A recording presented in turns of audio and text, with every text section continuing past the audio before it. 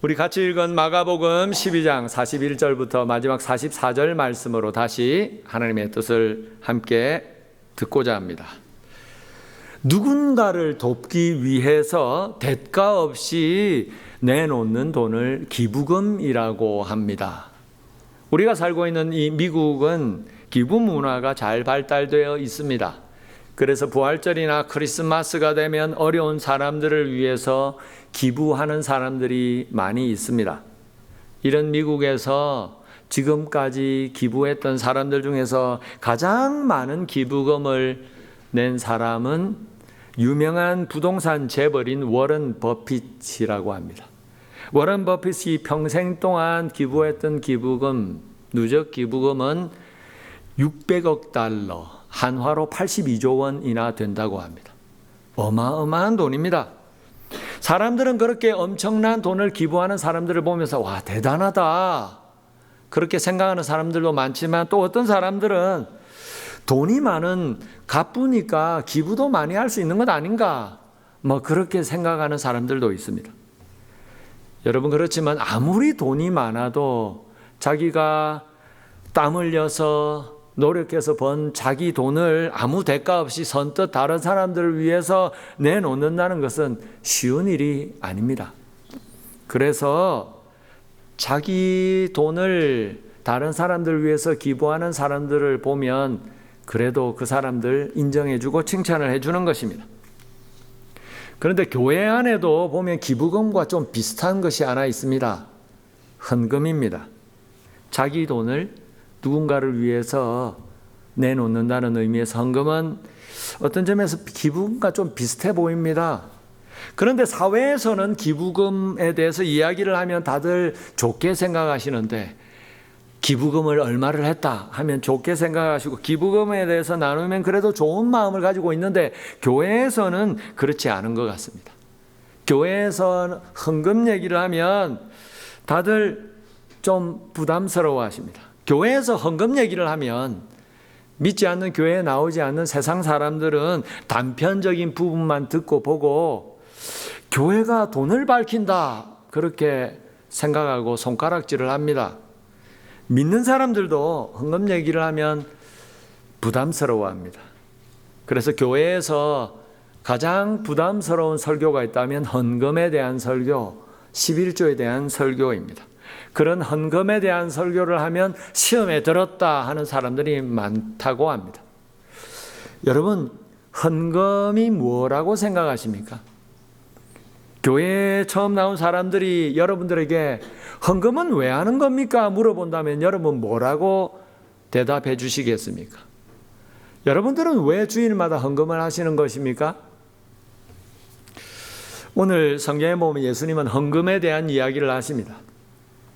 이제가 때가 되어서 유월절을 맞아서 십자가에서 우리 모든 사람들의 죄를 위해서 죽으시고자 예루살렘으로 올라오신 예수님은 여러 차례 유대 종교 지도자들, 바리새인들, 사두개인들, 서기관들에게 온갖 문제를 가지고 까다로운 질문을 받으셨습니다.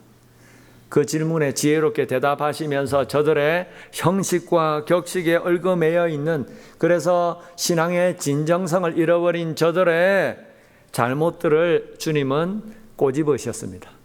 그리고 주님은 성전 헌금한 맞은편에 앉으셔서 헌금하는 사람들을 살피셨습니다. 헌금함은 그 당시에 성전 입구에 놓여 있었는데 모두 13개가 있었다고 합니다. 성전의 그 헌금함은 노쇠로 만들어져 있었는데 나팔처럼 생겨서 나팔괴라고도 했다고 합니다.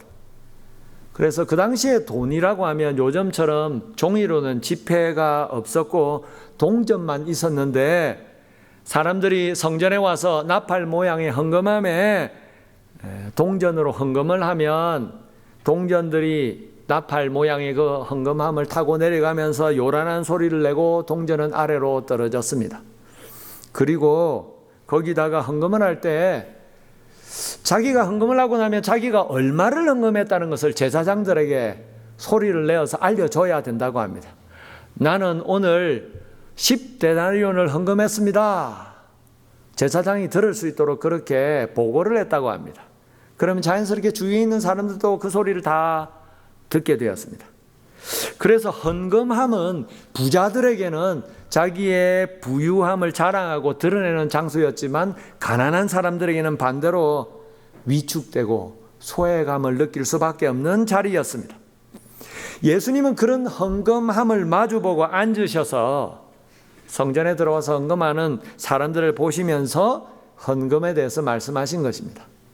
아마도 예수님을 깎아내리고 어떻게 해서든지 넘어뜨리려고 했던 바리새인들이 볼 때에 헌금함을 마주 대하여 앉아 계시는 예수님을 보고는 바리새인들은 아마 그런 생각을 했을지도 모르겠습니다. 결국 메시아라고 하는 당신도 별 수 없이 돈을 밝히는 사람이구나. 예수님은 그런 바리새인들의 아랑곳하지 않고 헌금함을 마주 보시고 앉으셔서 헌금하는 사람들의 모습을 보시면서 말씀하셨습니다. 주님이 오늘 말씀하시는 것은 무엇입니까? 여러분, 신앙생활에서 헌금이란 게 도대체 무엇일까요? 말씀해 보면 첫째로 헌금은 하나님께 드리는 것이라고 하십니다. 헌금에 대한 성경이 말씀하시는 가장 중요한 첫 번째 진리는 헌금은 믿음으로 하나님께 드리는 것이라는 사실입니다. 아주 옛날 돈이 없던 시절에는 사람들은 물물교환을 통해서 생활에 필요한 물건들을 서로 바꾸어서 그렇게 생활을 했습니다. 그러다가 그런 물물교환을 좀 더 편리하게 하기 위해서 나온 것이 돈입니다. 그래서 돈은 가치 척도의 수단이고 가치 저장의 수단입니다. 예를 들어서 어떤 사람이 자기 집에 기르는 누렁이 개 한 마리를 팔아서 쌀을 좀 사야겠다 생각하는 시골 장터가 열릴 때에 누렁이를 데리고 장터로 갔습니다. 그리고 쌀을 파는 사람들에게 가서 내가 쌀이 필요합니다. 그러니까 쌀을 파는 사람이 그 사람이 데리고 온 개를 보고는 내가 그 개를 받고 쌀 2대를 드릴 수 있습니다. 이야기합니다. 그러자 옆에 있던 옷감을 파는 사람들이 그 개 나한테 주면 옷 한 필 내가 줄 수 있습니다.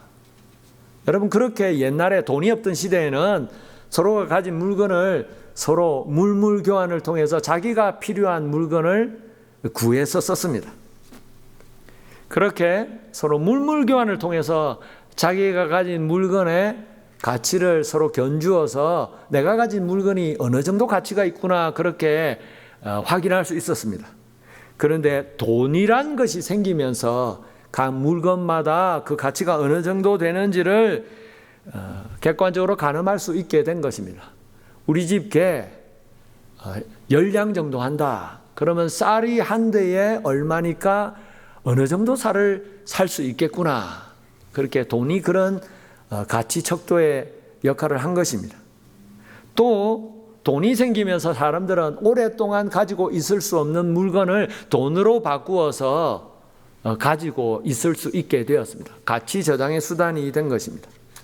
하나님께 드리는 것도 그랬습니다.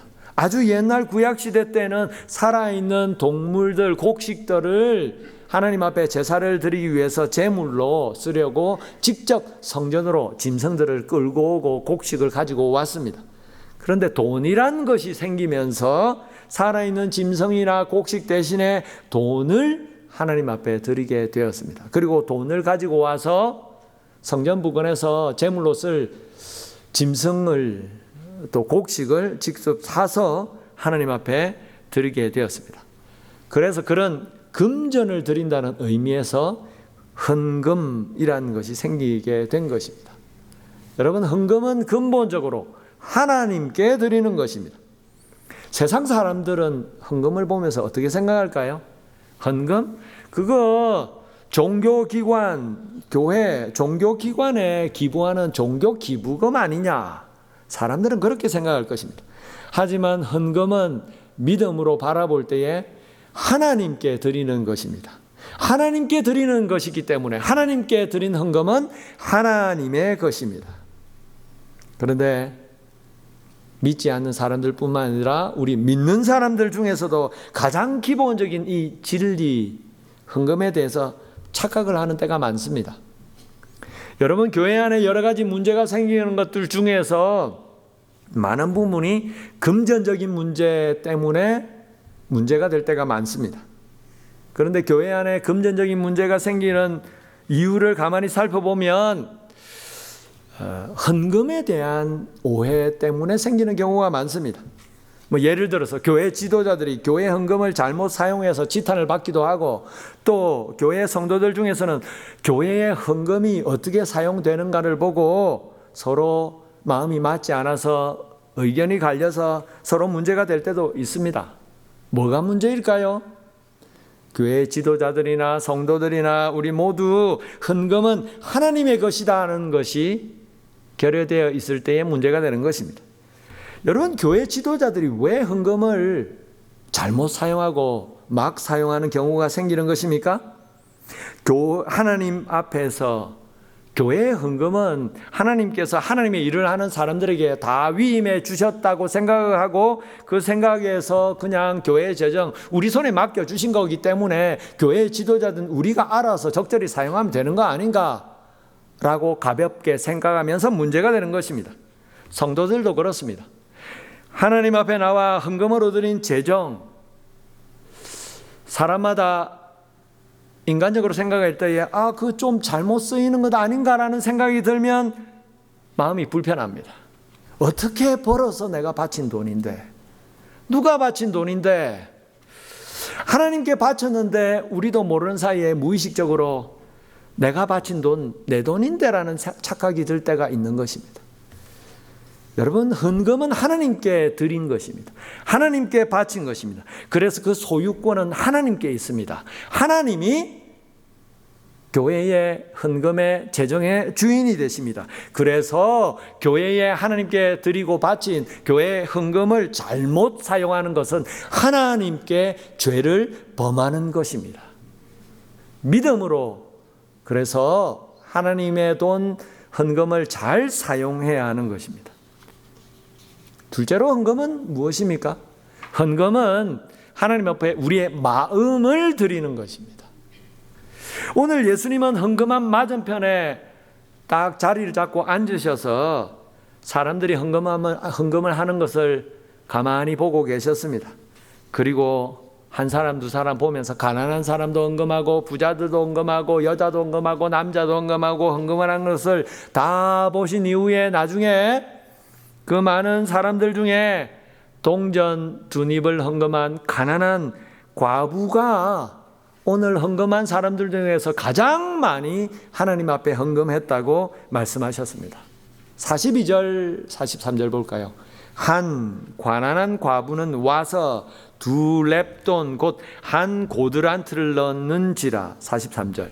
예수께서 제자들을 불러다가 이르시되 내가 진실로 너에게 이르노니 이 가난한 과부는 헌금함에 넣는 모든 사람보다 많이 넣었도다. 여러분이 가난한 과부는 동전 2닙 헌금했습니다.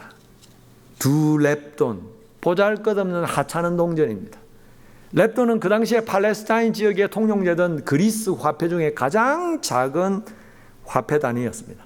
그러니까 요즘 말로 하면 1센트, 5센트, 10센트짜리 동전 2닙. 그런데 주님은 그 가난한 과부가 헌금한 그 동전 2냥, 그 보잘것 헌금을 보시고는 그날 헌금한 모든 사람들 중에서도 가장 많이 헌금했다고 칭찬하셨습니다. 왜 그러셨을까요? 가난하고 구차한 형편 중에서도 그 과부는 자기의 생활비 전부를 하나님 앞에 드렸기 때문입니다. 44절 다시 볼까요? 그들은 다 그 풍족한 중에서 넣었거니와 이 과부는 그 가난한 중에서 자기의 모든 소유 곧 생활비 전부를 넣었느니라 하시니라. 가난한 과부는 동전 2닙 그거 그냥 헌금함에 넣었습니다. 그런데 그 동전 2냥은 그날 과부의 음식값이고 생활비 전부였습니다. 그 2냥 넣고 나면 그날 당장 먹을 것이 없었을 것입니다. 입을 것도 없고 아무것도 손에 쥔 것이 없는 가난한 과부, 그냥 가지고 있는 유일한 걸 하나님 앞에 다 바친 것입니다. 주님은 가난한 과부를 칭찬하셨습니다. 왜 그런 말씀을 하셨습니까? 하나님은 돈을 받으시는 게 아니라 헌금하는 그 사람의 정성과 마음을 받으시는 것이기 때문입니다. 여러분, 헌금은 하나님께 바치는 것입니다. 왜 하나님께 헌금을 바쳐야 하는 것일까요? 하나님은 왜 우리에게 헌금을 요구하시는 것입니까?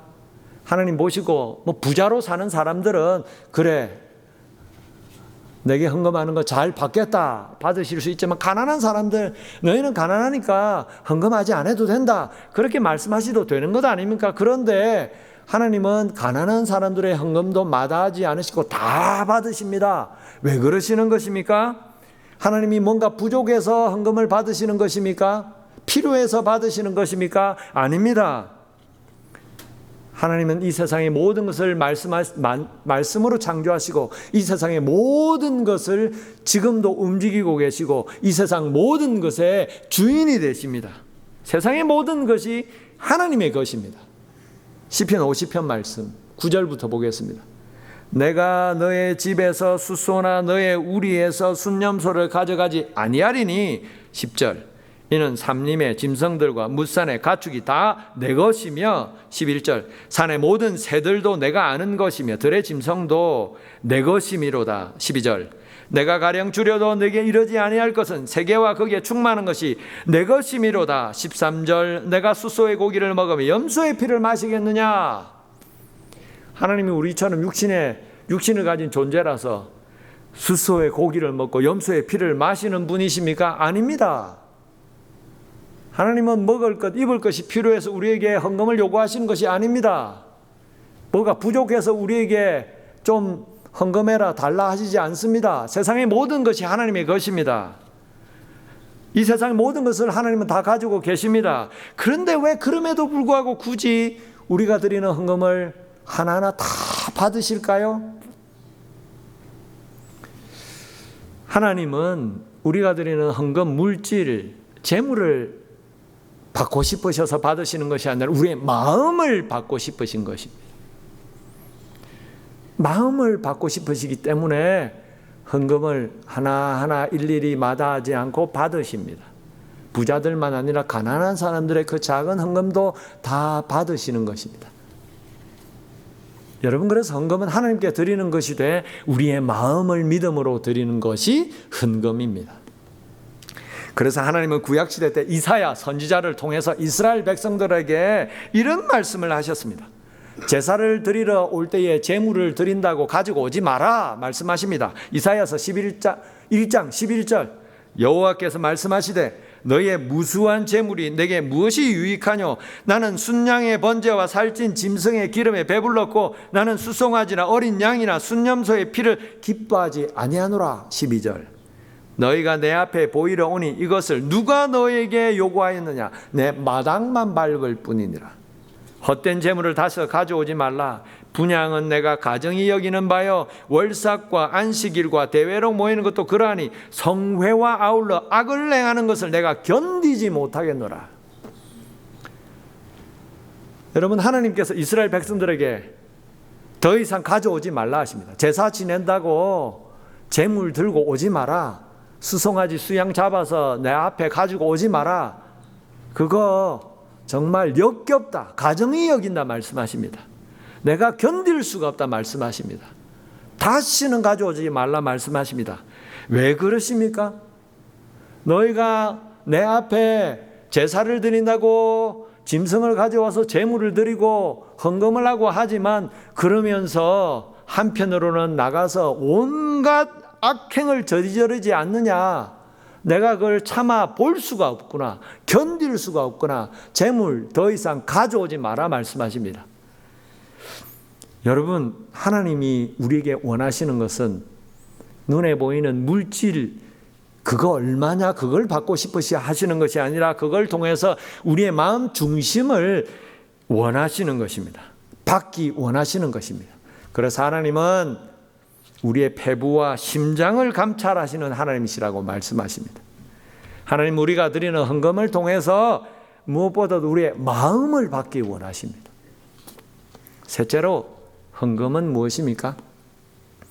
헌금은 그래서 우리의 실질적인 믿음의 순종이요 행동입니다. 오늘 주님은 가난한 과부의 2렙돈 헌금을 칭찬하셨습니다. 칭찬하신 이유? 가난한 과부가 자신의 생활비 전부를 드렸기 때문입니다. 동전 2렙돈은 부자들에게는 아무 보잘것없는 그런 하찮은 돈입니다. 하지만 그 가난한 과부에게는 생활비 전부였습니다. 그러니까 그 가난한 과부는 자신의 삶의 전부를 하나님 앞에 드린 것입니다. 동전 2냥 아무것도 아니지만 그거 드리고 나면 그날 당장 그 뒤부터 굶어야 했을 것입니다. 그런데 그걸 하나님 앞에 다 드렸습니다. 여러분, 우리는 육신을 가진 연약한 존재입니다. 이 땅에서 살기 위해서 먹어야 하고 입어야 하고 마셔야 합니다. 한 끼라도 먹지 않으면 배고픈 것이 우리의 육신입니다. 아무리 우리가 믿음으로 거룩하게 산다고 해도 육신을 가지고 있기 때문에 우리는 먹고 입어야 살 수 있습니다. 그래서 이 땅에서 생활하며 살기 위해서 우리에게는 돈이 필요합니다. 그렇기 때문에 이 세상 사람들은 돈에 목숨을 겁니다. 여러분, 말하지 않아도 세상 사람들 다 왜 그렇게 힘들게 일합니까? 돈 벌기 위해서, 먹고 살기 위해서. 돈이 있어야 제대로 사람답게 살기 때문에, 생명을 유지할 수 있기 때문에 그렇게 돈에 목을 맵니다. 그래서 물질 만능주의 시대가 된 것입니다. 이런 세상에서 생명 같은 돈을 헌금으로 눈에 보이지도 않는 하나님 앞에 드리고 바친다는 것, 그게 믿음의 행동인 것입니다. 여러분, 한번 생각을 해보십시오. 옆집에 사는 친한 친구가 돈이 없어서, 먹을 쌀 한 톨이 없어서 하루 종일 굶는다는 소식을 들었습니다. 그 다음날 아침에 보니까 길에서 그 옆집 친구를 만났습니다. 얼굴이 초췌해 보입니다. 아유, 얼굴 모양이 그게 뭐냐? 배도 고프게 그렇게 굶고 있으면 어떻게 하냐? 좀 뭐라도 먹어. 말만 하고 그것으로 끝난다면 정말 이웃 친구를 생각하는 것 말로만 끝나는 것입니다. 정말 이웃을 생각한다면, 불쌍히 여긴다면, 뭐 먹을 게 없니? 내가 당장 갖다 줄게. 집에 있는 쌀을 퍼와서 친구에게 줘야 그게 진정한 친구를 생각하는 행동이 되는 것입니다. 마찬가지입니다. 사람들은 눈에 보이지 않는다고 하나님을 믿지 않습니다만 우리는 눈에 보이지 않아도 하나님이 살아계심을 믿습니다. 정말 우리가 하나님의 살아계심을 믿기 때문에 당장 우리가 먹고 살기 위해서 필요한 돈을 하나님 앞에 헌금으로 드리는 것입니다. 그래서 헌금은 눈에 보이지 않는 우리의 믿음을 하나님 앞에 눈에 보이게 보여드리는 믿음의 순종이요 행동이 되는 것입니다. 그래서 요한 웨슬레 목사님은 말씀하셨습니다. 돈지갑이 하기 전까지는 그 사람의 회개를 믿기가 좀 힘들다.